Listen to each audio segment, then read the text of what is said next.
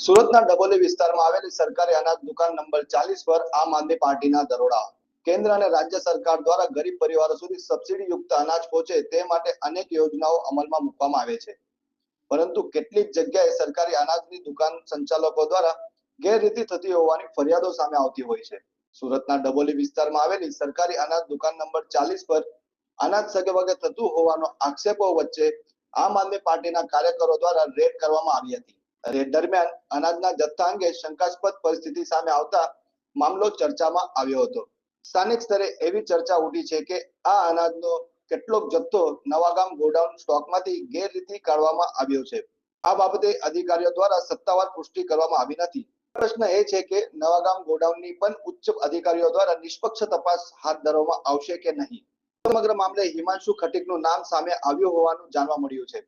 સ્થાનિક સૂત્રોના જણાવ્યા મુજબ તેઓ અગાઉ પણ અનાજના સગેવગે કેસમાં કાયદાકીય કાર્યવાહીનો સામનો કરી ચૂક્યો છે.